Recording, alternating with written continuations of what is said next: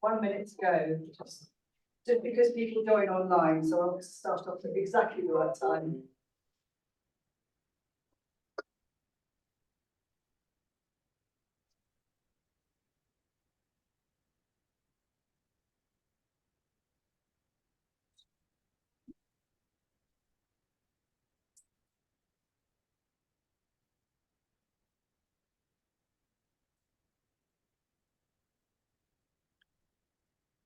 Terry, could you speak this so we can check if we can hear you through?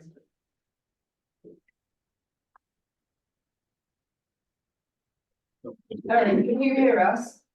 Very faintly. Oh, can we turn the mics up at all for Terry?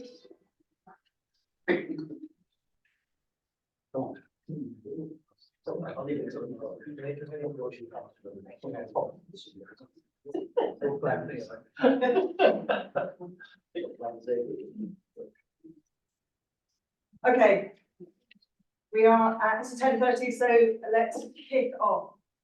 Welcome everybody to today's SELEP meeting. Thank you very much for attending. If all right, we'll go around the room saying who we are, just so everybody knows.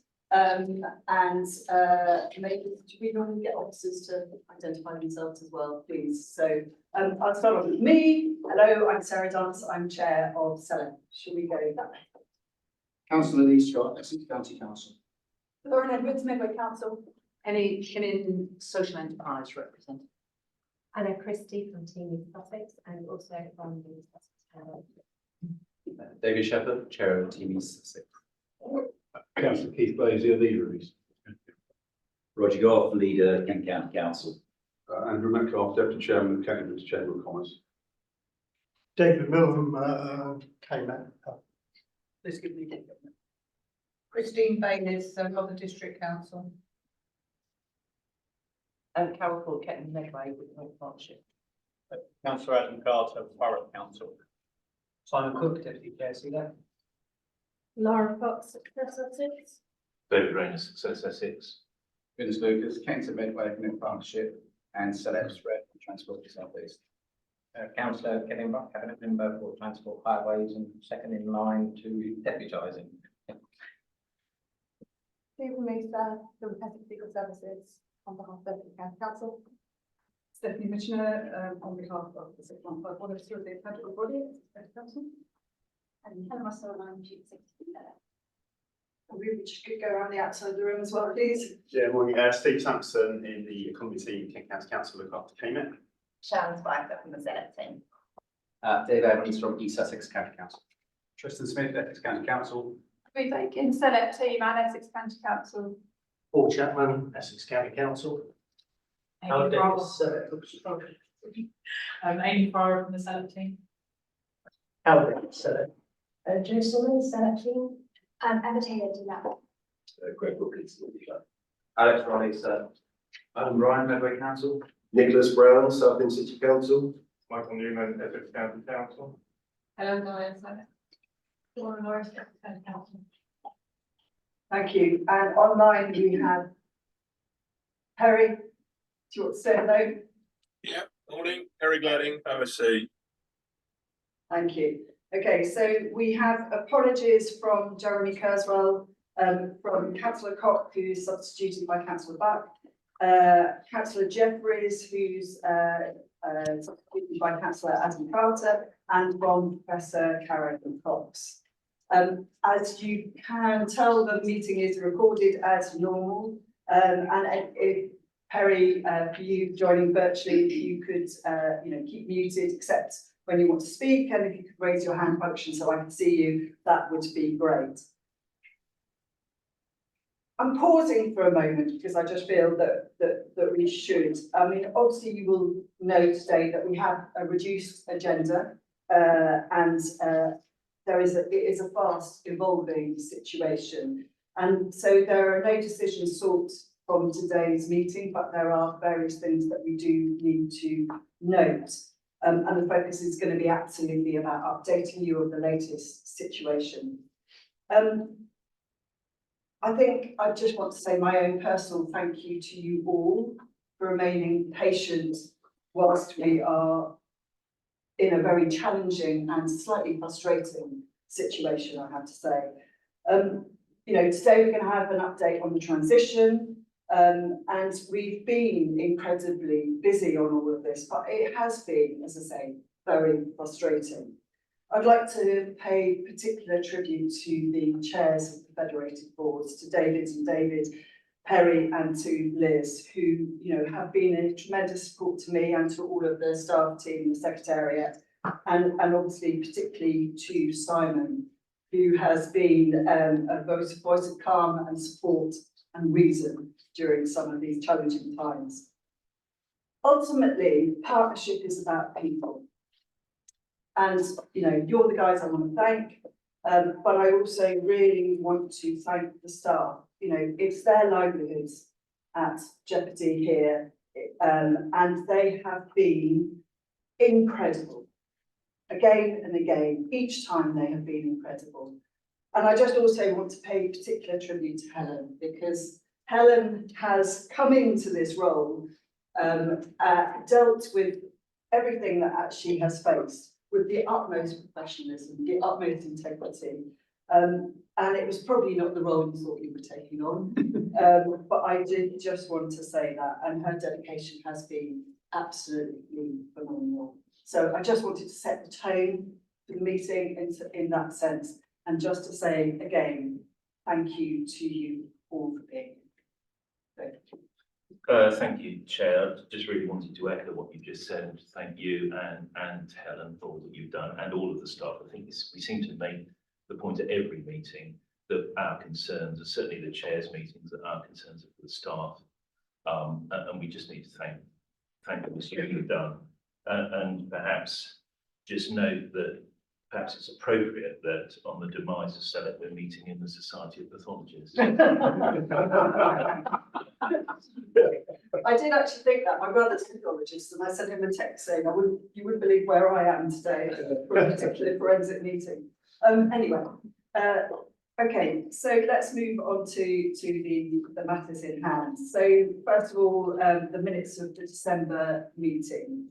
Do you all agree those minutes? Yeah. Thank you. Declarations of interest. Are there any declarations of interest around the room? I'm going to declare my own interest. So I am co-chair of the South East Creative Economy Network, which is mentioned in the papers today. And on item 5 on the sector support, I was working with Turner Contemporary on England's Creative Coast. So that is also mentioned, but there are no items for decisions today. Andrew. In my capacity as Deputy Chair of Kent Bits Chamber, also the issue on the Growth Hub that's delivered in Kent. We have no public questions to address, and there are no matters arising. So let's move on now to item 3, which is the integration plan. Thank you. So, is the presentation?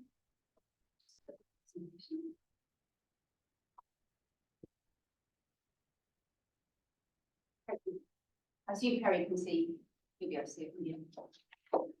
Okay, morning everyone. Thank you. I just wanted to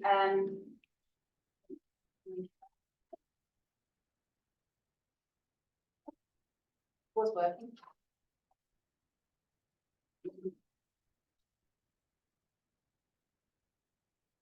Might have to move it for me, Amy. Sorry. So I just wanted to briefly start by just revisiting the overall aims that we set out for integration back in, I think it was the October meeting, because this basically headlines what a complete integration would constitute. So I'm not going to read all of this out because you have seen it before, but these headlines really were the basis on which we set out the kind of vast set of activities that were set out in the SELEP integration plan, which was we first drafted in September, and then we finalised late November, and you approved at the meeting in December. But all of these things will come up through the presentation, but that is just what we set out to do and what we said a completed integration would look like, ideally from the 1st of April. So what I wanted to do really was give you an update on progress since we last met in December. So these next few slides set out sort of what has taken place over the bulk of Q4 really in terms of our integration plan. So under the work stream of governance and capital programme, the government, since our last meeting, the government did publish further guidance on the 19th of December, which largely confirmed the aspects that were highlighted in the summer guidance that was issued, but also it confirmed core funding of up to 240,000 per functional economic area for the next financial year, 24-25. And just to be clear, in terms of functional economic area, for SELEP, that is 3, which is the Greater Essex, Essex South End and Thurrock, Kent and Medway and East Sussex. The guidance was actually received ahead of expectation. I think we weren't expecting it till January, but as yet, I believe no application process has sort of been started to release those core funding monies. So I don't think that's yet been issued. You'll recall from the December meeting that we sent a proposal to DLUC on the 1st of December that set out the suggested future arrangements for the responsibility, management and reporting of the legacy capital programme. And we have received now a response that we received on the 22nd of February. I'll just note at this point that that response was sort of not in line with the proposal that was sent in, that we submitted, but I will come back to that later in the presentation. Due to the delay in receiving a response, a draft transition agreement was compiled by Essex County Council as accountable body, and that was issued to local authority partners and to DLUC for consideration on the 16th of February. Given the timescales, obviously we couldn't sort of delay that further. So that being issued and drawn up was based on the proposals that we sent to DLUC and was prior to receiving a response from them. And ECZ have received initial feedback from most local authority partners, and obviously subsequently we have the response from DLUC that sets out their position. So in terms of Growth Hub and business support, you're probably all very aware that we still haven't received notification from government on the allocation of Growth Hub funding for 24-25. As such, there has been limited progress in this space. But on that basis, letters were sent to DBT in February, one to the Minister that was sent by the Chair, and another to senior DBT officials, which was a collected letter from the LEP and all of the 6 upper tier local authorities. To my knowledge, no response has been received on those as yet. Regarding partnerships and network, this is progressing well, with Kent County Council taking on the secretariat for both CKEN and the Major Projects Group from next month. The Construction Industry Training Board is taking up the secretariat for the MPG Skills Group. In fact, this handover has already taken place actually, and will link in with Kent County Council and other authorities to ensure that engagement across the whole area remains strong. It's been agreed that there will be 3 places on the Greater South East Net Zero Hub. I always have to say that a little bit slowly. From April, and that will replace the 1 seat that SELEP has had on that board to date. On the board, and these 3 seats will be taken up by a representative of each of the functional economic areas. Unfortunately, it has been confirmed that local authorities will not be providing the ongoing secretariat support for the South East Housing and Development Group, but there does remain an appetite for that group to continue, and individual discussions are taking place in relation to the ongoing support and engagement from local authorities. So there's hope to, obviously there's a future model for that. And last but not least, on resourcing, we have now completed the delayed staff consultation, which concluded on the 28th of February. There were 7 positions available across 2 authorities for members of the Secretariat, and the outcomes have been confirmed that 3 members of staff will move internally and transfer into new roles in Essex County Council. 1 member of staff will transfer to Kent County Council, and the remaining 4 members of staff will be seeking redeployment or be working their notice periods. So that is sort of the headlines, if you like, on progress made across the quarter. What this is aiming to do, you've got a more detailed critical path updated in the plan itself, which is an appendix to the paper.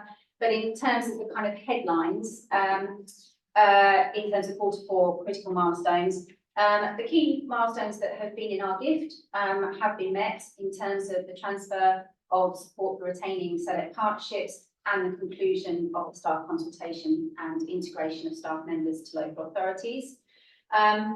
The following two, which are sort of in an amber, local decision making. Obviously, we had a timeline to complete local decision making ahead of what we thought would be the final meeting today. Some of that has taken place, so quite a few authorities have moved forwards on their governance, but obviously there are different approaches in different authorities, and with the uncertainty on some of the exact arrangements remaining, this is not concluded across the whole area as yet. Equally, the agreement on residual level activities that need to take place post-April and the funding required, etc. That agreement sort of was made at Accountability Board in February. However, the fact that some of the other milestones have not been met may require this to be revisited. So, as already mentioned, we still await sort of government's announcement for funding on the Growth Hub, and as such, the completion of subsequent local tasks have not been fully met. So that is a red at the moment. Due to the response from DLUC on the future accountable body arrangements only being received sort of a few weeks ago and not being in line with the local proposals, the decisions on the future accountable body arrangements, have not obviously been met. And as such, the final two, which is the agreement to transfer the programme and the decisions made potentially to close the joint committee, have also not been taken because they cannot be taken until that is resolved. So that's the sort of headlines on our critical path. So in terms of risk, if you can move on, thanks. So in terms of risk, those previously really highlighted to the board remain really the most critical. So capacity within the SELEP Secretariat, the accountable body, and within local authorities to action the tasks at the required pace remains a challenge. This potentially is now further compounded in some instances given the conclusion of the staff consultation for the Secretariat. However, the retention of a number of staff members within UTLAs could help to mitigate that to some degree. Breaks in continuity because of the late confirmation of UTLA funding allocations, particularly around growth hubs. We know this remains a key risk. It is out of our control, but local mitigations have been implemented as much as is possible. In terms of the last two, in relation to government, regarding future accountable body arrangements and how they're implemented and the timescales for local authority decision making, obviously we've just covered that, so they remain kind of risks because they haven't yet concluded. So I'll come on to sort of where we are with the accountable body arrangements, because obviously this constitutes a key part of the transition and the integration of that functions into local authorities. So as reported at the last meeting, we reached local agreement that the responsibility for and the management and reporting of the Legacy Capital Programme should be disaggregated to the 6 upper tier local authorities for projects within their geographical areas, and that be in line with the arrangements already in place between Essex as the current accountable body and those local authorities. Based on this and some clarification that we had from DLUC on the 3rd of November, that it would release Essex from its accountable body role if the geography was agreed and the local arrangements were in line. A proposal was obviously sent to DLUC on that basis, as I've said, on the 1st of December. And while we were waiting that response, given the timescales, we did then press ahead with the draft of the transition agreement to enact this. That was obviously sent on the 16th of February, again based on those local proposals. So obviously it was the following week then that we received DLUC's response stating that they wished to see 3 accountable bodies, not 6, for the management of the Legacy Capital Programme, but also that ECC should retain full liability for the programme prior to the 1st of April. So as this response doesn't align with local proposals, urgent discussions to try and resolve this have taken place between Essex and DLUC over the last few weeks. So in terms of implications, obviously, quite as of today, clearly an implication of this is that we haven't reached agreement on the transition arrangements for the capital programme. As such, we need to continue to have urgent discussions between Essex as the current accountable body, local authority partners and the department in order to reach that resolution as soon as possible. But it's pretty clear that with 4 working days, I think, now to go until the end of March, the transition of these arrangements will not now happen before the end of the month as we had planned, which is very disappointing and frustrating, as Sarah pointed out. This also means, obviously, that the current arrangements for the management of the programme will have to continue as they are until that resolution is reached, the agreement is signed, or indeed an alternative solution. And obviously any remaining local governance that would need to take place has also concluded. So lastly, an implication of this is, as per agreement by the Accountability Board in February, ECC releasing residual funding to local authority partners is reliant on a resolution. And as we understand it, is the release of or approval of core funding from DLUC for 24-25. So it obviously is very important that this is resolved as soon as possible for everyone involved. So just to touch on, I suppose, some specific implications for SELEP Limited and yourselves as a board of directors. This board obviously resolved in July 2023 to transition the LEP and integrate its activities to local authorities by the end of this month, or as close to that date as possible, recognising that it was a challenging timescale in which to fully conclude arrangements in quite a complex situation. I suppose we'll just say at this point as well is an understanding in terms of where other LEPs are at across the country. We're not alone in not getting this over the line by the end of March. I think there's a lot of complicated arrangements to unpick and re-establish across the country. So we're not unique in that sense. We are a bit unique in terms of what we're trying to achieve through an element of disaggregation, and that obviously is a symptom of the fact we are a very large LEP, and therefore our future economic areas are not coterminous with the LEP, which many others are across the country. So just to say, we're not alone in not having achieved it by this point, but I'm not sure that makes us feel any better. But I suppose it is just putting this in context with other arrangements around the country. So as I said, until this issue is resolved, current arrangements will need to remain in place, and unfortunately that does include SELEP Limited as a company. As you're aware, SELEP's governance is based around the framework agreement, and as such is reliant on its boards and the relationship between them in order to function. This means that the strategic board and SELEP Limited is still required at this point, and therefore a decision has not been brought forward at this time to dissolve the company, which obviously was our original expectation. So just lastly, next steps, which is kind of the important bit, I guess. Where do we go from here? So it is absolutely recognised at all levels that the LEP has worked at a considerable pace to execute this plan, and activities within its control have been completed, and that reaching a resolution around the future arrangements for the capital programme primarily resides with Essex as the current accountable body, partner authorities and DLUC. It's also acknowledged that government policy also remains, and that this agenda should be led by local authority, up-tier local authorities, and as such, the LEP does not have a mandate to deliver future economic growth activities. It's therefore suggested that we take a further very short period of time to either reach, obviously, hopefully, a resolution around the signing of the transition agreement between those parties to enable that to fully conclude. That obviously would be our primary aim. However, recognising that that's not in our gift particularly, but also there isn't a sort of set time frame for that as such. In parallel, we will pursue a variation to the framework agreement that enables an agreement to continue and potentially accountability board to function in the absence of the strategic board and as such the company. So this would mean that either way, if you like, we would be able to take a decision to close the SELEP Limited at a further meeting, final meeting of the strategic board. We would aim to do this absolutely by June at the latest, but every endeavour will be made to do it earlier and to conclude it as soon as possible.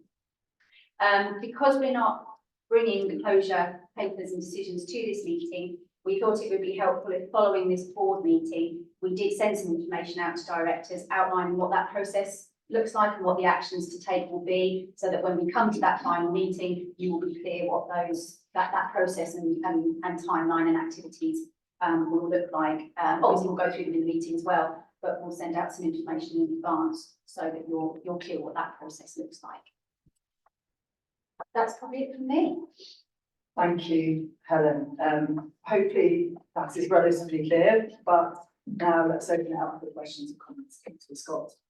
Thank you. Can I start by saying that any comments I'm making are not aimed at any individuals from DLAP present. I understand it's not down to you. But if I can recall Essex County Council's severe displeasure with the situation we find ourselves in, and I'm understating the displeasure of the leader of my council.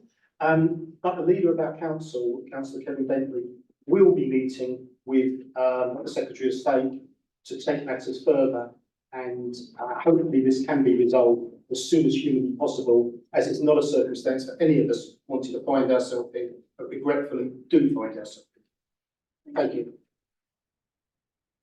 Sorry, let's just go Councillor Goff, then Councillor, Councillor Edwards, sorry, just thinking of Lauren, and then Councillor Bayliss, thank you, and then Councillor Gazer. Yeah, I mean, just to reiterate what's been said, I think it remains firstly a source of intense frustration and concern as to where we find ourselves, because as was set out a moment ago, particularly some of the release of these funding streams to continue activity, take forward really important things, this is now in jeopardy, or certainly delayed and therefore eaten into in terms of some of those costs having to be met on a day-to-day basis, some uncertainty as to how it's got to be done. So we really do need this to be resolved as quickly as possible. I think in terms of the leader of Essex County Council, I think the intention is it will be him, but it will be other local authority leaders as well, if at all possible. But the emphasis has got to be on getting this resolved. And I think what is particularly frustrating is it's not 100% clear as to why and how this has arisen. And I think that's the point which we're trying to understand, because this does need to be resolved, as I say, quickly. And even the clarity is not really there at the moment, let alone resolving the point of substance. Thank you. Thank you. I'd also echo the disappointment that we've heard from Essex and Kent. And I completely support the decision to have a discussion with the Secretary of State. And I certainly know that the leader, Vince Maple of Medway Council, is very happy to attend those discussions as well, to resolve what I think is a deeply unacceptable situation that we find ourselves in as soon as possible.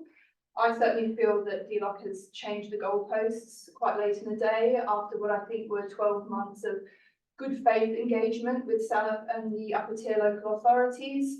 And certainly there was a very clear, from my perspective, understanding that the functions of SELEP would transfer to the upper tier local authorities. And I certainly have taken transition plans through my cabinet at Medway Council on that basis. And it's as Councillor Goff said, I'm not entirely clear what the reason is for the changes, both in terms of not releasing Essex as the accountable body, but also in terms of the changes around the reporting on the legacy capital programmes. As Councillor Goff has also mentioned, the issue around the delays to getting funding is a very important one. I have very ambitious plans to deliver an inward investment strategy in my area to drive economic growth in Medway, and that is now being put at risk. It's being significantly delayed by not being able to get access to the funds that I was expecting to get. And also I'm just concerned about the impact this is having on SELEP staff. I think it's a terrible way to treat them, to have this high level of uncertainty. And I'm also concerned about the lack of support potentially for the business communities that we all support through things like the growth hubs. I know we had a similar situation last year where they were operating for months at a time without knowing what their yearly allocation of funding was, and I think that's completely unacceptable. And I can't quite believe that we're in that situation again. So, you know, just in summary, I think I'm, you know, very disappointed as others are, and I hope that we can have that discussion with the Secretary of State, get all the leaders around the table and really find a solution, because it's a deeply unacceptable situation, and we need to resolve it ASAP. Thank you. Councillor Davis. Yes, yeah, thank you. And I would first of all like to reiterate the comments made about the SELEP staff, who I think have done a fabulous job on the transition plans. You know, it just, all of this hesitation is very difficult. From our perspective, I mean, I'm representing boroughs and districts on SELEP. Obviously, we're not the proposed accountable bodies, and that would be East Sussex County Council in my particular case. But I do regularly meet with our MPs. We have regular engagement with them, and it would be really helpful for me if there was a short briefing paper that I could use in terms of briefing Hugh Merriman and Sally Ann Hart in relation to the issues here, and then we can perhaps, you know, put a little bit of pressure on government to resolve this. I'm not really absolutely sure the difference between 6 and 3 and why we're sort of seem to be dancing around that, but if you could cover that in a note, that would be really helpful. Thank you. Yes. Thank you. Councillor Gazer. I mean, I agree with most of what's been said, and to start with, my big concern is that actually, as I'm, unless I've got it wrong, none of the upper tier authorities have any issues with any of the resolution here. I don't know all the detail of what's being proposed.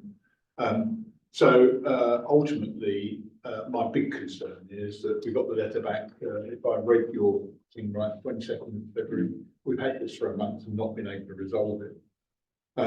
If we're now talking to June, we could be down to 3 staff. The timing, I'm not sure when the staff's going. It just seems a ridiculous state of affairs when everybody last July were very clear that we were going to dissolve the LEP on the 31st of March. And I can't think that there should be any reason why having a lead-in time like we've had to come up with the whatever it is at the last minute that's going to prevent us, where there's unanimity, as I understand it, between upper tier authorities about the way forward, that can't be resolved. And so I always enjoy meeting the Secretary of State, but I think it's absolutely appalling that we've got to get to that position, because actually when we come down to this, I can't see that there's a decision in there that needs to be made at that level. This is an operation issue that should have been dealt, or should be dealt with during the conversations that have been going on undoubtedly for many months. So I'm really disappointed that it took until the 22nd to come to light, and that we haven't been able to resolve it in the short time. But 100% supporting of our staff again, and I do really worry that we get down to 3 members of staff, our ability to run another meeting. And it's absolutely the disappointment. Look how many people have come along today to celebrate, as it be absolutely clear, the value that this LEP has brought to the South East, or our part of the South East. And here we are, totally gutted that we can't continue with the work that has been planned now for 9 months, and that we should all be celebrating all of the good things that we've done, and we're here on a downer because of a technicality. I'll stop there. No, thank you. Carol, and then Simon, David. Thank you, Carol. I've just got three very simple questions, I suppose. The first one really is, bear in mind that this has all been around collaboration, and we started the collaboration, this planned this process in July. Why the proposal that we now face from the 22nd of February letter wasn't mentioned before, i.e. before the 1st of December, why that wasn't in play, in terms of discussions, and what's triggered that. Secondly, I'd really like to be very clear and understand the implications for the team. I think it's dreadful what's this situation we find ourselves in. And finally, I'd just like clarity around what short period of time means. We need some timing on this. So they're my questions. Thank you. Greg, I don't wish to put you on the spot, but you are the representative from DLAC here at the moment. So given some of these comments, I would like to ask whether you'd be willing to say anything to some of these questions, please. Yeah, happy to completely understand everyone's frustration, and that you were expecting to come to this meeting as the final one, so absolutely take on board everything that has been said here. In the decisions that have been taken by government, we completely support the programmes, the legacy capital programmes moving to the upper tiers from this point forward. We just can't look back and write Essex County Council out of the equation when it came to delivery of the programmes before this point. So, you know, we've been really engaging with Essex County Council on these discussions, and appreciate what's very complex legal points, and really appreciate their collaboration in this. But from our perspective, we cannot then look back and say Essex County Council wasn't a part in these discussions and delivery of programmes when it was accountable for the SELEP. Thank you. On the other questions in terms of timing that you asked, Carol, Helen, would you like to? So do you mean the short period of time I mentioned to resolve it from now on? Yeah. Well, I mean, the paper obviously said that it would be sort of, we're looking at June at the outset, so a further sort of 3 months. Yeah. Obviously, we're not in full control of resolving the transition arrangement, because that's much bigger, which is why we put the parallel action in to alter the framework agreement, because that is within our control around this table.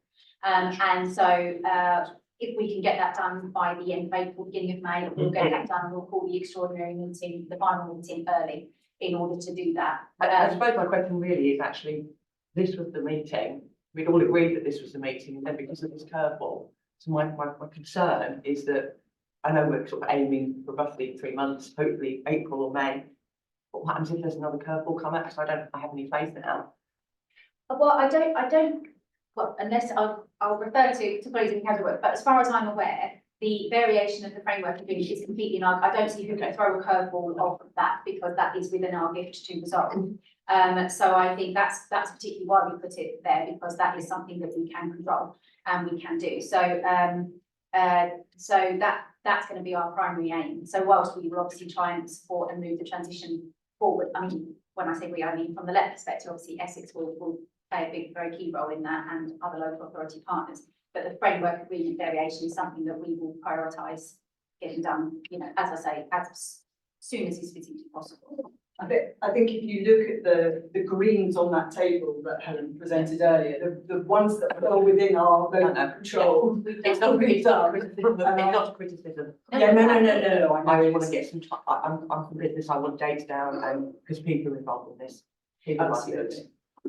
I mean, I think what we can do following this meeting is we can, I think what we should do is obviously have discussions with senior officers in the local authorities and get a very clear timeline for when we can draw up the framework and the variation, which I don't think should take too long. But the key is obviously the other local authorities have to agree to that. Yeah. So I think that we need to do therefore is work with senior officers across the piece to get a clear, hopefully, timeline on when those decisions can be taken, because then we can come back to the board and say, look, we've had that conversation. Trouble is, this has all happened very much in the last week or so, so it's been a bit difficult to reach that level of detail. But I think we can do that, and then we can email out to directors and say, I know we gave a rough timeline, but this is the timeline we can actually work to, because obviously we need to put a board meeting in. Yeah. So we're going to have a timeline in order to put that board meeting in with the confidence that we can then have that as our final decisions. So so we absolutely will send that after the meeting. Sorry, Carol, what was your first question? The implications for the team, I suppose. I want, you know, it's been a bit, I get that there's 4 individuals that have got roles to go to at a certain time, I think it's around June, whenever the start dates are. There's 4 that are either looking for redeployment or, you know, finding other work elsewhere. I suppose my concern, all that is and was been from the very outset is, you know, for them really, and that's why I wanted to clarify what is the implication for that. Yeah, that's a bit less up. So Essex County Council remains obviously the employer of the SELEP Secretariat team, and will continue to take its employer responsibilities very seriously and support the team as best we can. There will be requirements if staff were to leave, for the accountable body to retain appropriate arrangements to support any interim transition if it's still ongoing by that point in time. So it will be the responsibility of the accountable body to work with those individuals to manage that arrangement and to ensure that there's appropriate support. I suppose what I'm worried about is if you're 8 to 4, for example, are the 4 expected to double up?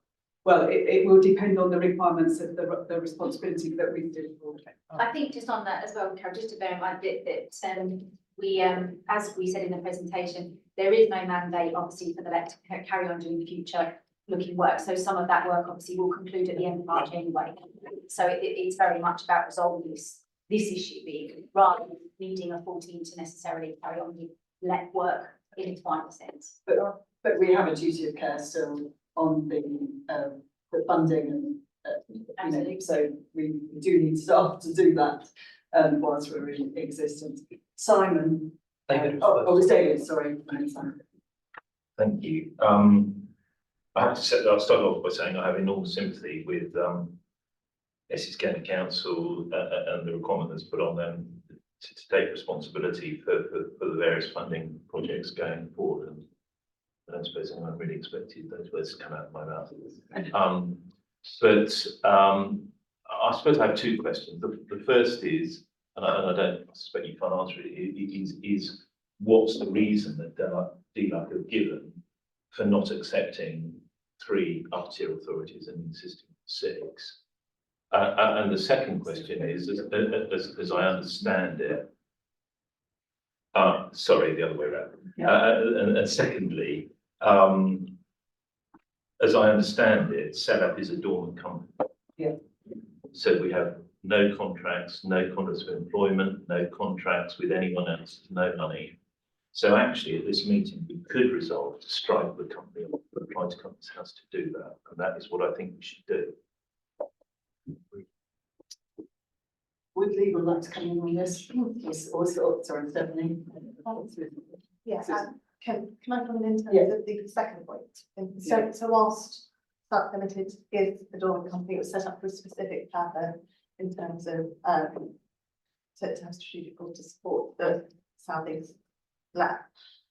That purpose hasn't fallen away yet. And also there are implications in terms of if the company does end up being dissolved, that will end up having implications on the wider LEP. And it means that all of the arrangements, the framework agreements will end up falling away. So that's why we're seeking to do that variation to decouple SELEP Limited and the company from the LEP, overarching LEP arrangements. And also it's about being able to let you as directors be able to take that decision that says that the company is no longer required. And to be able to do that, that's why we need to vary the current arrangements. Okay, I'm not sure I agree with that legal reasoning, but my real concern is, we've got a date here of maybe something happening by June. I suspect that it will go on and on, and it will never get resolved.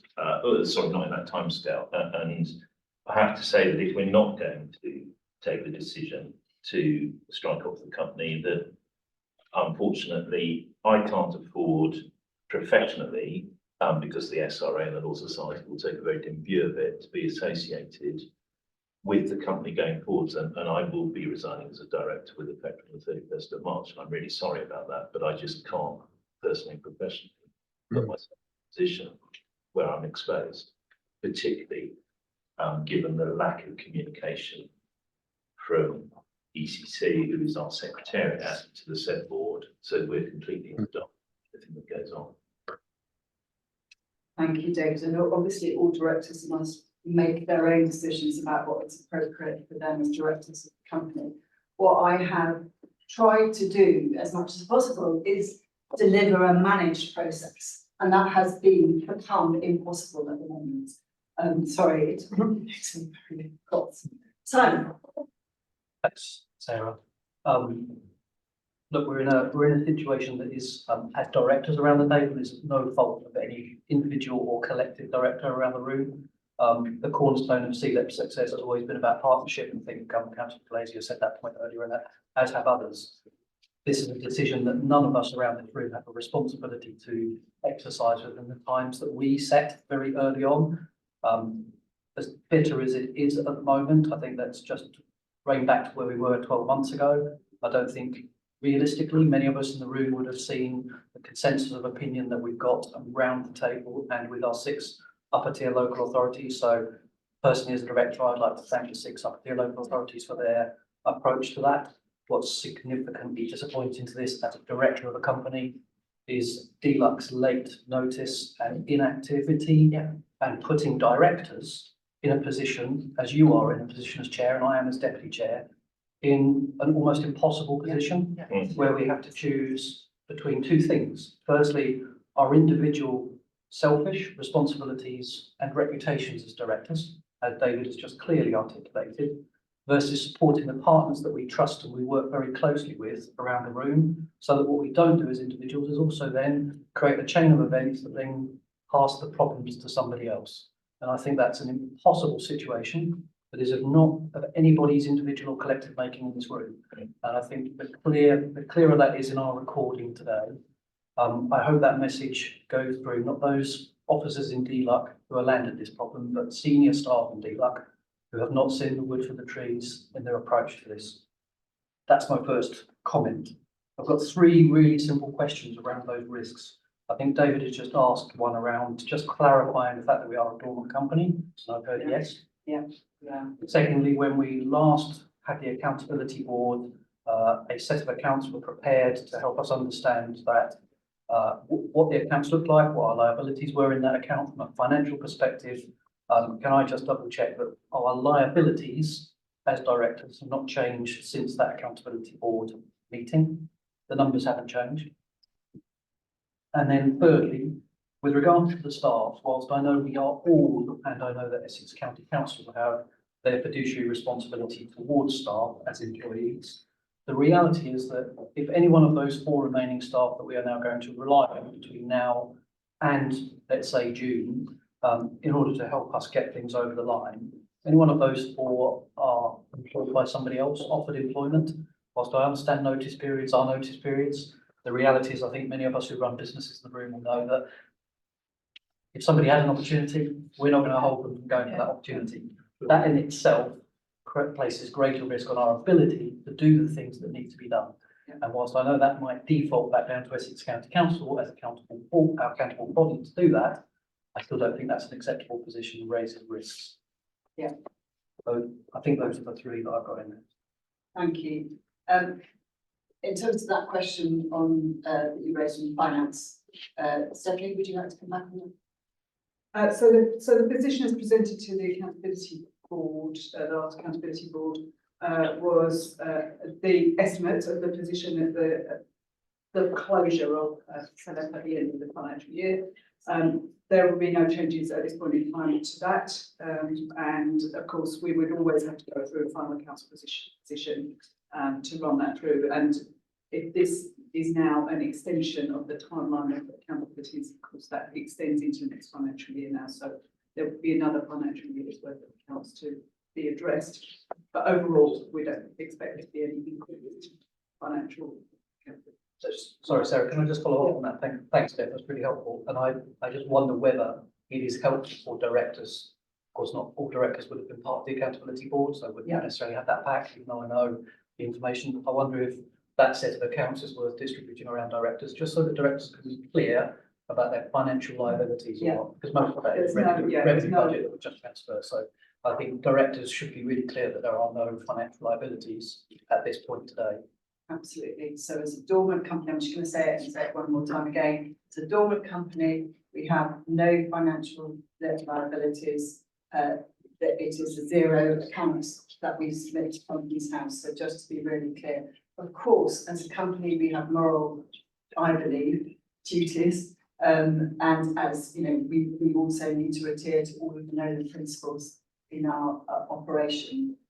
So you know, just to be really clear about that. So I have Vince, and then Councillor Scott, Councillor Edwards, David, and then Liz. Thank you. Thanks, Sarah. Just say this as a non-political business representative, who was here at the start of SELEP, 11 years ago, in a government policy about devolution and about engaging business in growth. And now we sit here, all those years later, with 12 months ago, a government policy change that said the LEPs, the enterprise partnerships, will be no more. So it's a government policy. Government has set the timescales. I think SELEP should be proud of the way they've met those timescales and have delivered all against the timelines, including the really difficult stuff of people's futures, people's livelihoods, which is very, very difficult. And those people have put, in some cases, their livelihoods on hold to do the best thing for SELEP. And now we have, in my view, a failure of government to enact its policy in a timely manner. I feel I can say that as a business rep. And I feel that also puts at threat the financing for the local authorities, who are already under significant stress. And now they've got to handle the costs of SELEP continuing, not able to get a clean break, and not able to use the money for people in their new jobs in the most appropriate way. So it will cost more, this delay. And this will cost more as a result of government inability to deliver its own policy in its own timescales. And I think that needs to be stated. But having said that, we should also be proud of what SELEP has achieved. In the second half of the day, we need to move on and start to say, actually, we did a lot of good stuff for good people. Growth hubs have been a success. They were there during the pandemic for businesses, and I'm sure we'll come across that later. Again, it's a shame that they're under such threat again, because there's staff in those growth hubs who don't know their futures. But the second part of this needs to celebrate SELEP successes and not be pushed aside by this failure in government to do its own policy. Thank you. Words well said. Thank you. Councillor Scott. Yeah, just two brief points. Firstly, can I attach myself to the words about all of the staff at SELEP? This simply just is not fair. It really isn't. There's some who wish to move on with their lives and go to new jobs, etc. And this uncertainty is not acceptable. I'd also just got one question, which I don't believe you're going to answer today, is what had changed? What had changed from the initial decisions that were made to the letters that were received earlier this week? It's a question I'm not expecting the answer to now, but it is a question that needs answering. Thank you. Absolutely. Thank you. I'm presuming you don't want to come back. We'll take that out of the room. I'm happy to come back. Okay. I think some of this was down to a clarification of positions. So the letter sent on the 1st of December, and we recognise we agreed with most of the arrangements that were set out there with Essex, giving over responsibility for delivery of those programmes to the other upper tier local authorities. The bit about the clarification was on historic liabilities, and that DLUC couldn't agree with that position. So I think, you know, we agreed with the majority of the position going forward, but it was that clarification that has led to obviously the ongoing discussions about that point. Councillor. Thank you. I have a related question to help me understand DLUC's position, which I find very confusing. I don't entirely understand what those historic liabilities are for Essex as the accountable body, given from my understanding that project decisions prior to April 2024, there were contractual responsibilities were all passed on to the relevant host or upper tier local authorities through back-to-back agreements and monitoring progress that was provided back to Essex through the statutory role of the upper tier local authorities, section 151s, and their sign-offs. So given that, I don't understand what Essex is being sort of on the hook for pre-April and why that is preventing us from progressing when we have such broad agreement across the room into how we can progress this. It's because DLUC doesn't understand how we operate. David. Thank you, Chair. I've been reflecting on David's shock, imminent resignation. And of course, I suppose as directors, we're all sort of considering about whether that applies to us. And all of us look at the situation and think, do we continue? And my perspective is that while as directors we have levers to pull, we have influence to bear, things to do, then yes, I guess we should. And so what I'd like to ask really is for the Secretariat to ensure that at the point where there is a consideration that those levers are no longer there, that we can't do anything with dormant directors in a dormant company, then at that point, we should all resign. I'm not saying I'd do it now, but I think we need to keep an eye on that instant and have that as our backstop. That is quite reasonable for directors and companies. I'd also let us know, please, when we get. I'd also like to come up from Councillor Evans about business. As business representative myself, one of the things I try to do is explain all this to the multitude of businesses in East Sussex and the wider regions. It has never been an easy task. I think we've often struggled as to how we engage business in economic growth for our regions. This is not going to make it any easier. I think that's an understatement. So this complexity, you believe me, we could have done without. And it's going to make our job on an ongoing basis even more difficult. I'll just finish really by saying that if the business ran itself like this, it wouldn't be in this. Yes. As chair, I have to echo that. So Councillor Edwards has asked Greg whether you were able to come back to her question. Sure. Again, as we said, we've set out in letters to Essex following exchanges with Nicole. We completely recognise that there are arrangements in place for delivery of the funds between Essex and the upper tier local authorities.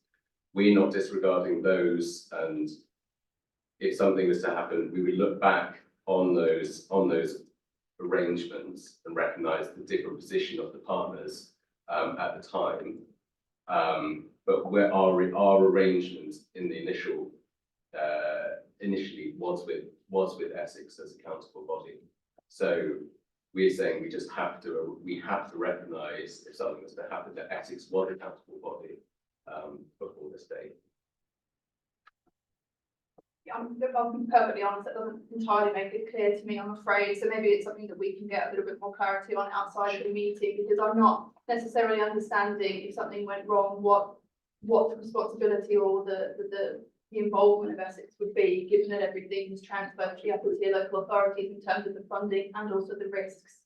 Yeah. So I just don't necessarily know if there is a clawback mechanism, what Essex's role would be, when I would certainly have understood it would sit with the local authority. Yeah, I think, and as I'm not a lawyer, and as in the previous meeting, probably help if we take this outside, so someone can explain the technicalities better than all.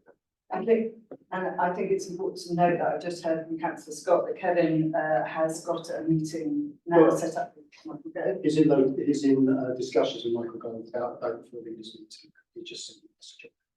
Okay, thank you. Liz. I just wondered, sir, if we could ask our, appreciate Dina coming here to the meeting, thank you. I'd just like to know, hearing all the things that you're hearing about how strongly we feel about the SELEP staff and also the implications on us as board directors. I just would be really keen to know the extent to which you thought about that when you wrote this letter to Helen, and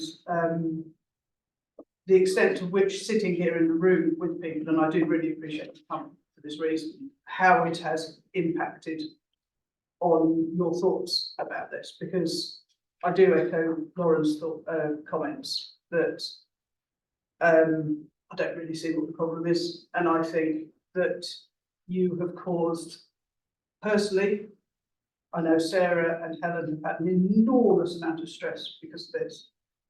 That doesn't even start on the SELEP staff, and I really would be keen to understand the extent to which you thought about this when you wrote your letter on the 22nd of February.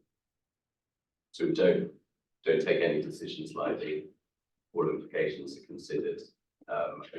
Again, I absolutely recognise the impact on the SELEP staff and recognise that there are lots of negative impacts of this, but that isn't the decision that's taken.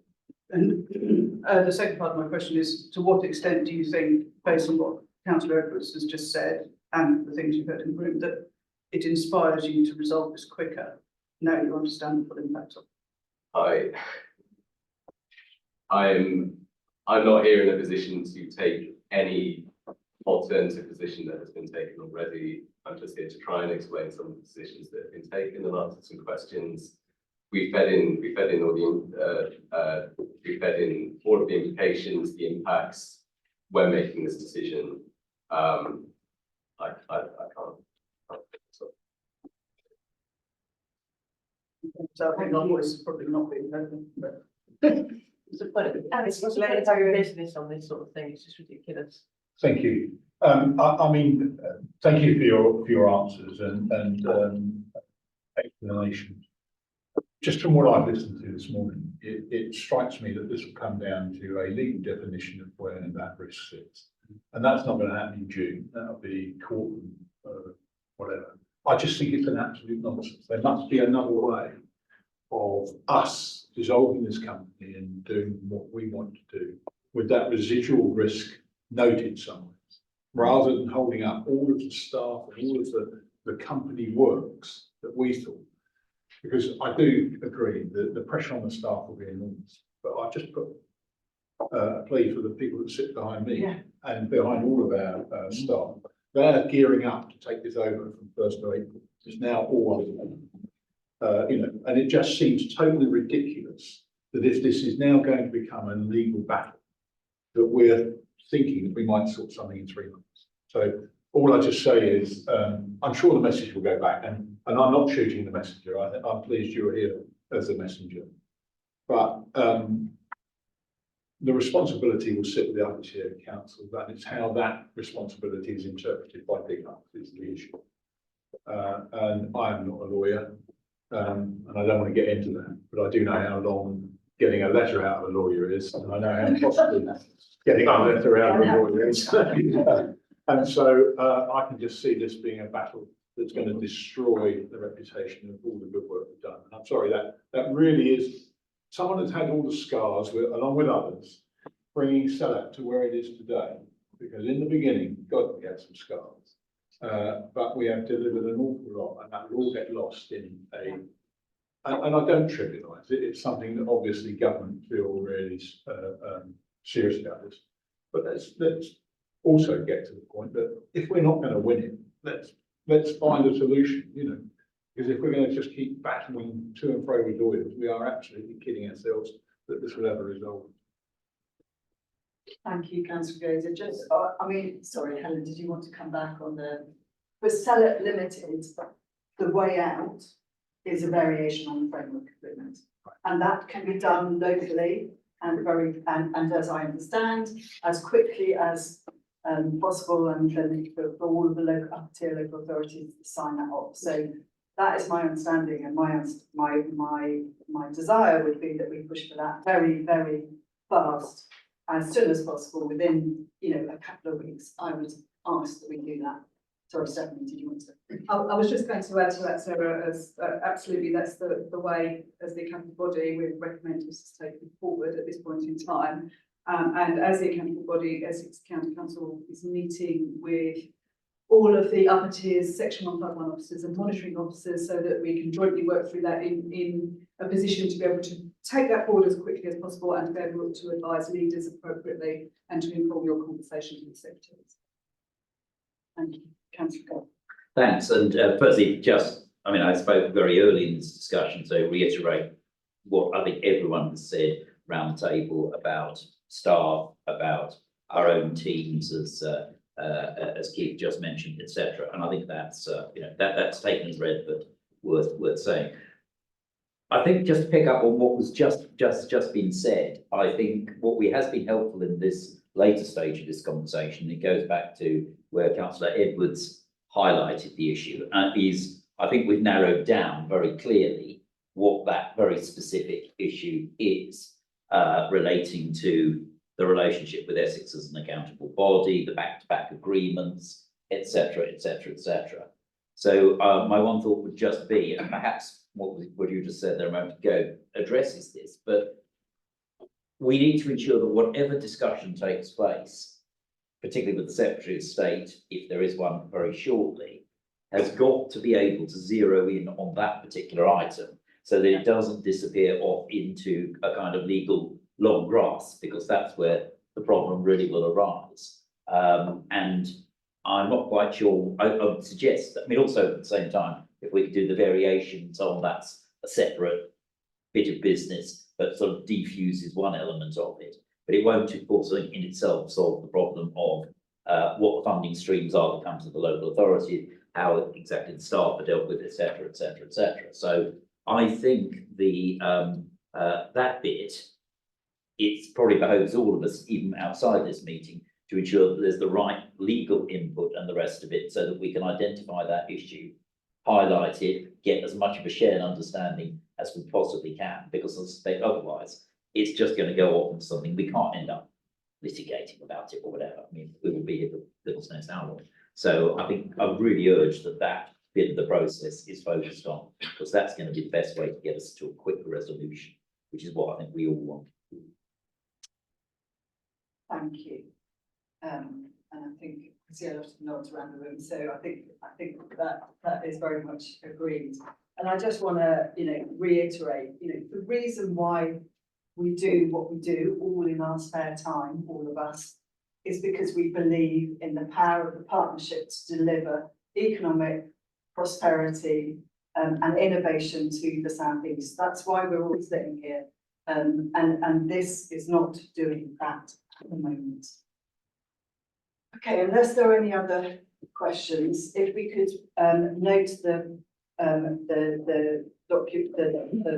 notes from the meeting, and so note the progress made in executing the SELEP integration plan, note the remaining key risks highlighted in this paper and the integration plan, note the current position regarding discussions with DLUC on the accountable body arrangements for the legacy capital programme and related progress on the transition agreement. And note that due to delay caused in concluding arrangements for the transfer of the legacy capital programme, the LEP will not be able to resolve to close SELEP Limited by the 31st of March 2024.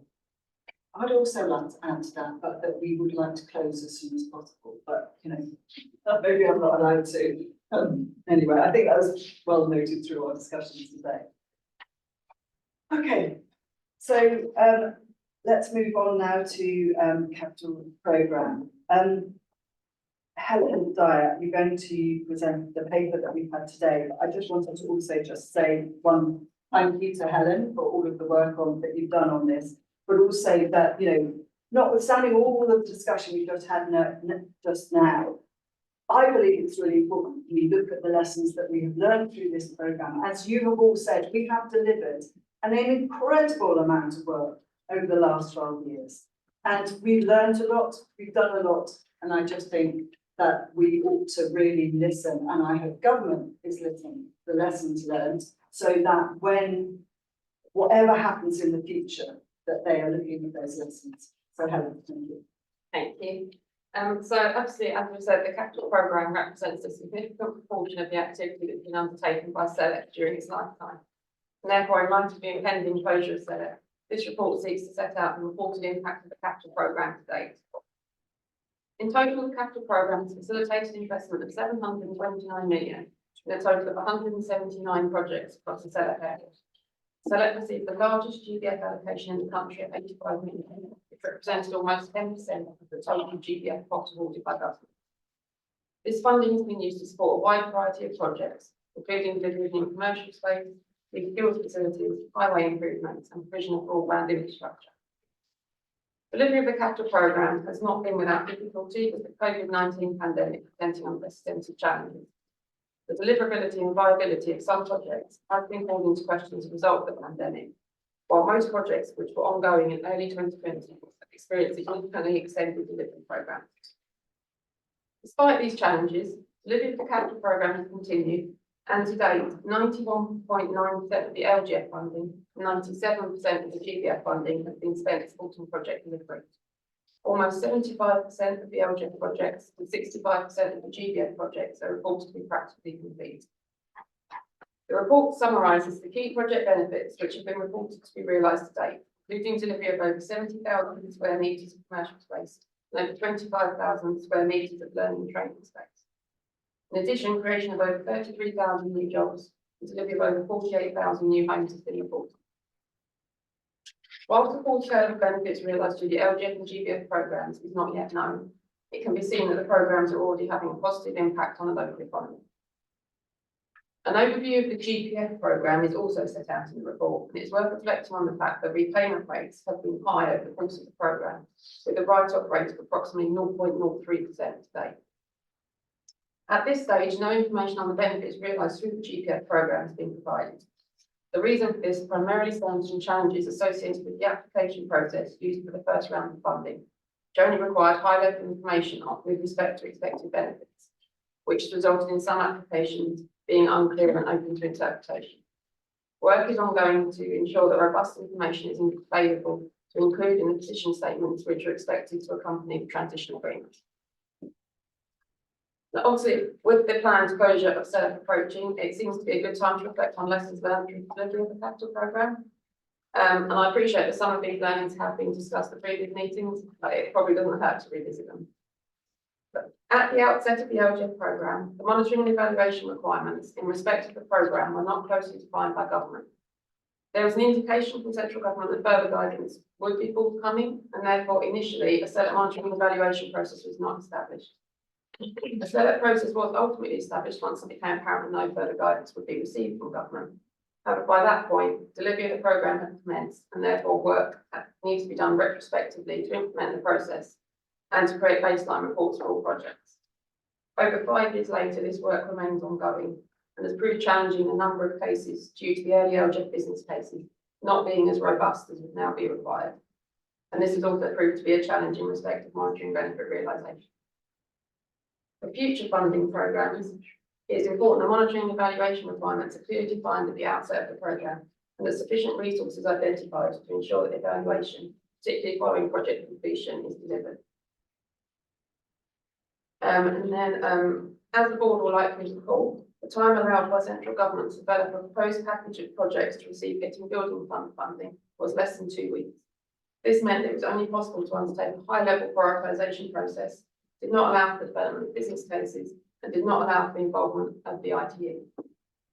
And this ultimately resulted in some projects being prioritised, which perhaps did not fully comply with the shovel-ready and quick delivery expectations of government. So moving forward, it's important that at the outset of any new funding programme, sufficient time is allowed to fully understand the criteria of the funding stream, to identify the most suitable projects, and to undertake a full prioritisation process. This will ensure that the funding is directed towards those projects which have the potential to maximise the benefits realised through the funding stream and which most closely align to the purpose of the programme.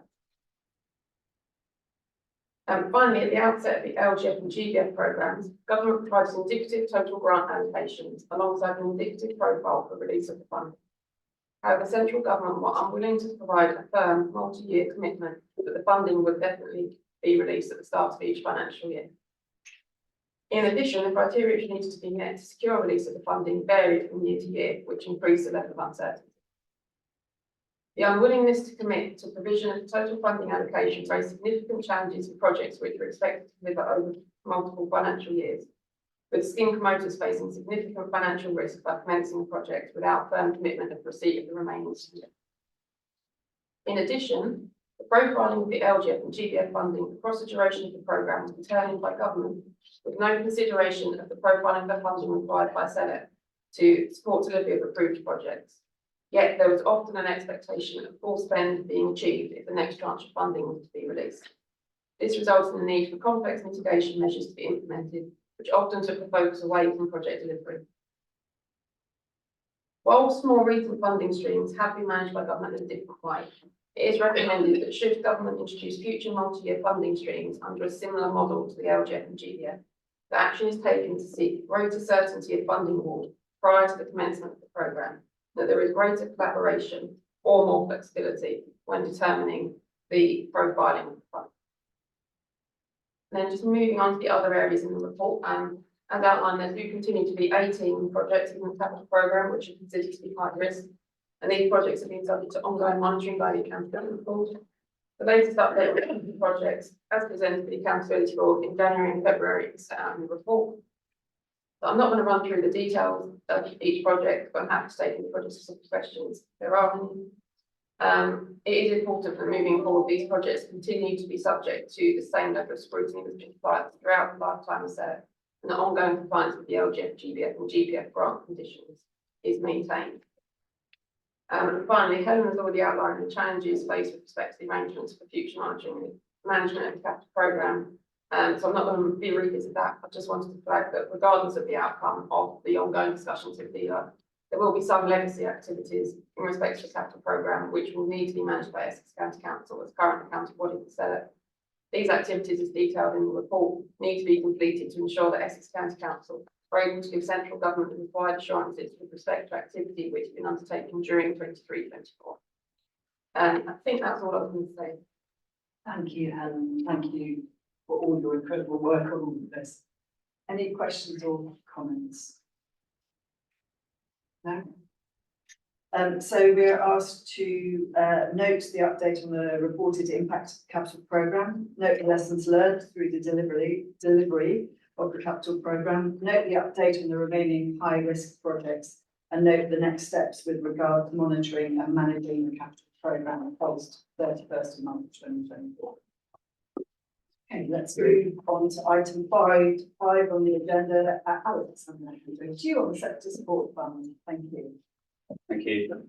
I'm conscious of time, so I'll keep it brief. But you should have all received the report on the sector support fund evaluation. The report provides an overview and high-level evaluation of the programme. So some of you may recall that in June 2017, the board agreed to establish the fund using Growing Places Fund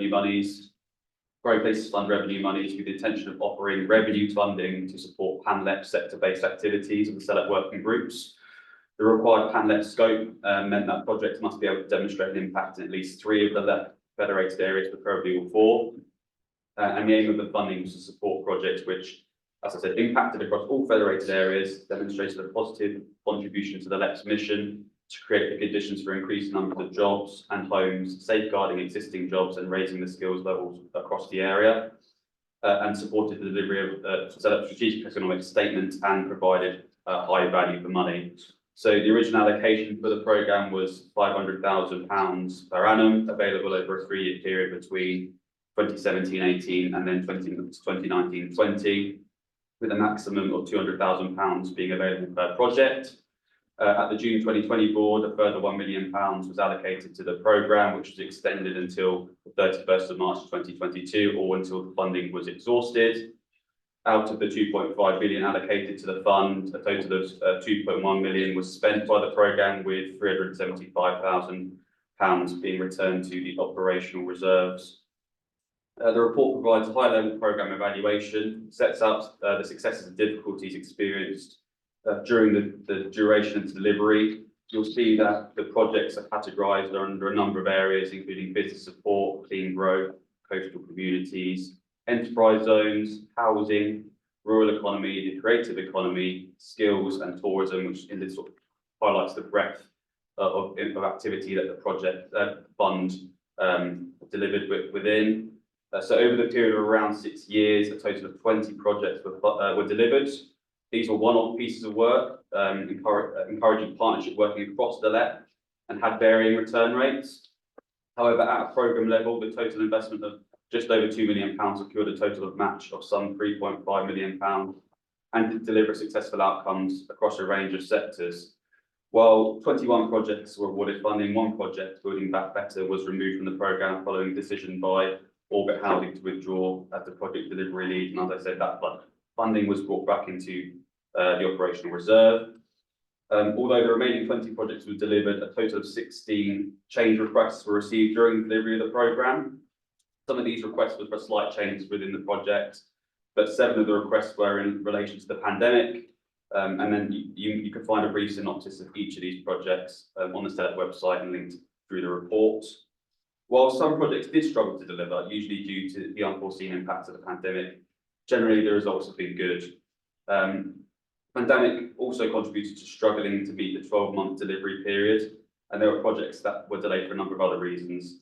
This meant that there was an extended delivery period for a number of projects, so it suggests that that original 12-month delivery period requirement may have been too ambitious.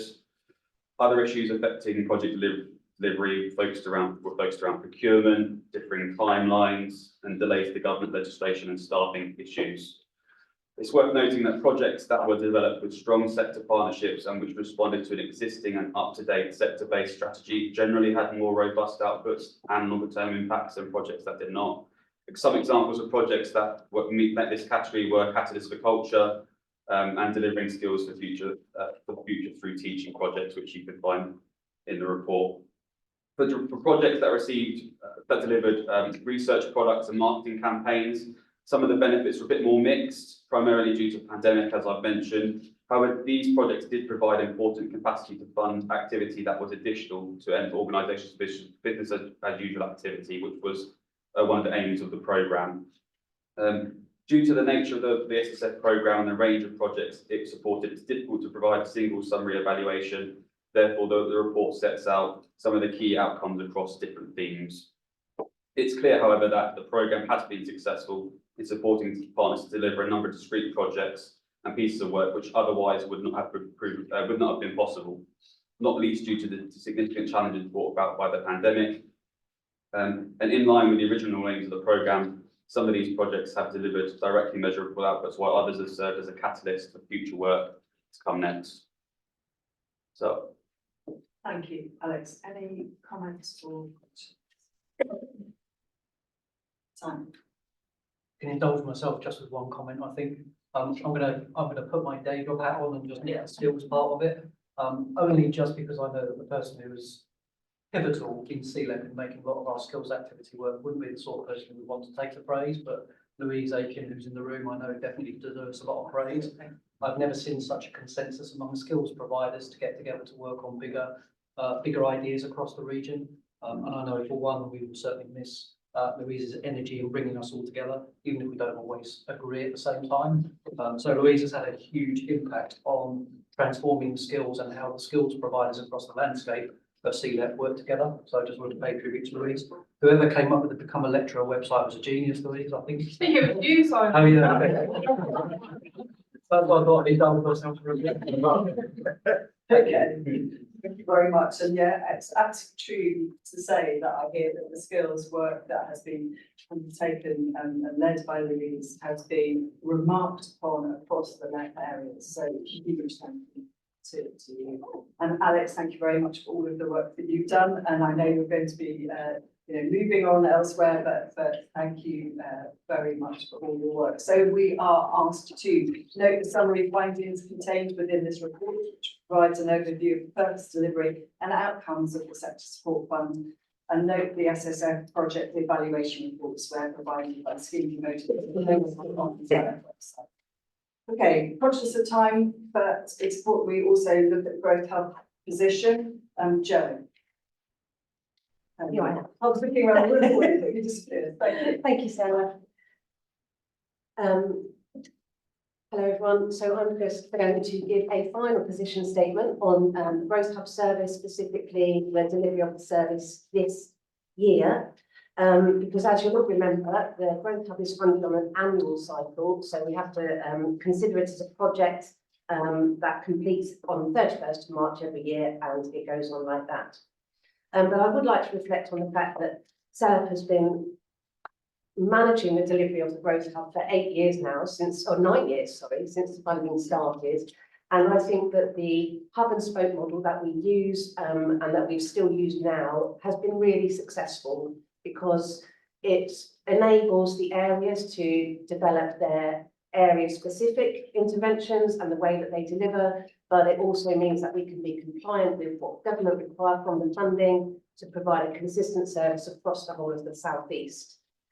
And we've managed that with varying levels of funding. So this year we have had 475,000 grant funding for the delivery for this year, which we will fully defray by the end of March. And that's operating on probably about 50% of the funding that we have received in previous years. Particularly, I think that it's easy to forget this, but particularly the amount of funding that was routed through the Growth Hub following our exit from the EU, and the which was well over £1 million, and subsequent funding that came through and was channeled through the Growth Hub network during the COVID-19 pandemic. So the service that we have now is really streamlined, considering we're operating on 50% of what we're used to. And it still has delivered against its KPIs, and has delivered the compliance that we're required to do, and that Essex County Council as a accountable body are required to ensure we do.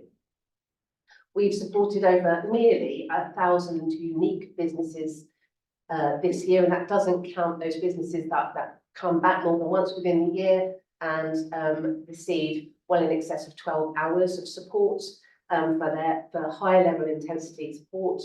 As I said, we're well on track. We've already hit our KPIs, and we are released from our responsibility from delivering the Growth Hub service on the 31st of March. That is when the grant funding agreement comes to an end, and that is when SELEP will rescind all requirements to deliver the service from the 1st of April. There are a couple of outstanding tasks that will sit with the accountable body to do with this year's money, and I know that resource will be made available to do those tasks. That's essentially an external audit of the spend of the grants, and the production of an annual report, which goes back to DBT to say how well the service has been run or what has been achieved during the year. As of the 1st of April, all responsibility, all communications and grant funding for next financial year will be directed to the 3 new accountable bodies for the Growth Hub service. And as you'll recall, that's Essex, East Sussex and Kent County Council. They will become the accountable bodies for future money once that future money is known. And as been referenced earlier in the meeting, those accountable bodies are still waiting for, we're all still waiting for notification of that funding, at least so that some there is an option to start delivering at risk once it's been confirmed in writing that that money will be forthcoming, and more importantly, the actual allocation for each of our 3 functional economic areas. And I know that as much as possible has been done behind the scenes by those 3 county councils to make sure that everything is ready to avoid that, to keep that service going, to avoid a break in service as far as is possible, because we all know that businesses don't want to know the mechanisms behind the scenes. They just want somebody at the end of the phone when they call that number to help them. So reflecting back to the beginning of the meeting and the integration plan, we've pretty much done everything we need to do to transition this function into local authorities. All that needs to happen on the 28th of March next week, which is the day before Easter, is to convert all communications over to our colleagues at the local authorities, and to cross fingers that some kind of letter of comfort will land within the week, which has been intimated by DBT, but we will wait to see. That's my update, Sarah. That is our closing position. And I will hand back to you to summarise the notes from this item. Jill, thank you very, very much for all of your incredible work on this. I know that all of the teams across all of the local authorities really appreciate all you've done. I wish that we were in a position to say, and We have letters of comfort, we do not. I have written to the Secretary of State. I have not even received a reply. It was some time ago, I think I read. So, you know, and I know the local authorities have written too. And so any comments or questions? Councillor. Thank you. And I know I touched on it earlier, so I won't repeat my comments. But you know, I thank everyone for their work at the Growth Hub. I certainly know the Kenton Medway Growth Hub is a hugely valuable resource to our local businesses, and we refer businesses to them all the time for general support. But also when, for instance, they're not successful with some of our grants that are available, or I'm also involved with the Kenton Medway Business Fund, which is a loan scheme, and we find it very useful when businesses have really good ideas, but not necessarily in the right place or putting in the right kind of application, to be able to refer them to the Growth Hub so that they are in a position to access that support that is available. So it's a hugely beneficial resource. And I would just reiterate that, you know, a government who cares about supporting businesses would not allow us to be in this situation year after year where we don't know the level of funding that is going to be available for these vital organisations.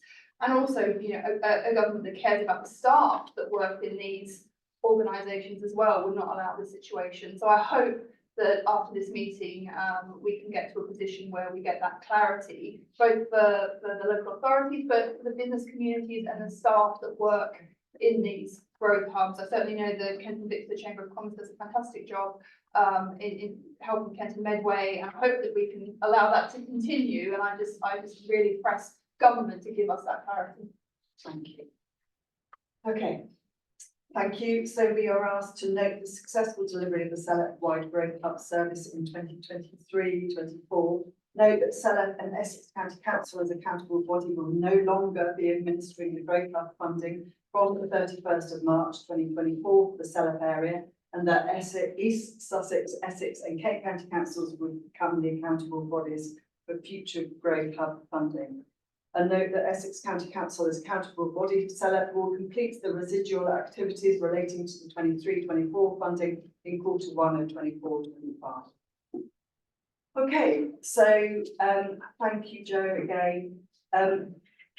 Now we just move on to the final, any other business. I understand from Councillor Scott, you have some updates. Yeah, just to the fact of the Secretary of State speaking to Kevin in the preliminary chat at 4:30 this afternoon about the issues, and we've obviously been told the urgency of resolving these issues, so we can all look at things.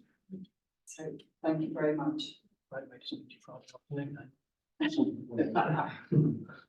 Okay, is there any other business? Can I just raise a matter of operational matter? Yes. Just with this delay, can you advise the up to your authorities on the continuing requirement for reporting? Particularly the delay to the schedule mean that what impacts it can have on quarterly monitoring requirements of projects. Does the delay mean that there will be a requirement to produce further written reports on high-risk projects? And to clarify the decision, where the decision-making should reside for project change requests if they should come along. If we could just take that as something that we'd like some feedback. Absolutely. As far as I'm going to answer and then see whether I'm right. As far as I understand it, whilst we exist, we still operate within the existing assurance framework, and all of those processes that sit within the assurance framework continue until such time as which that is the framework agreement is, and the assurance framework has changed. Am I right? Okay, thank you. So to note, you know, that an extraordinary final meeting of the board will be called as soon as possible, and we will seek to move that with great speed on that. And I just want to give again my thanks to you all for coming here today, for continuing to support the transition, and to the staff and to the Secretariat for all of your ongoing support, and to all of the local authority officers for all of the work done. I just also wanted to note that I received a letter of resignation from Perry Gladding, who is chair of the Federated Board, and he is planning to resign on the 31st of March. I wanted to pay my own personal tribute to him and all that he has done, and all his incredible work. I don't know whether he's online, he's gone. He's gone already. Gone.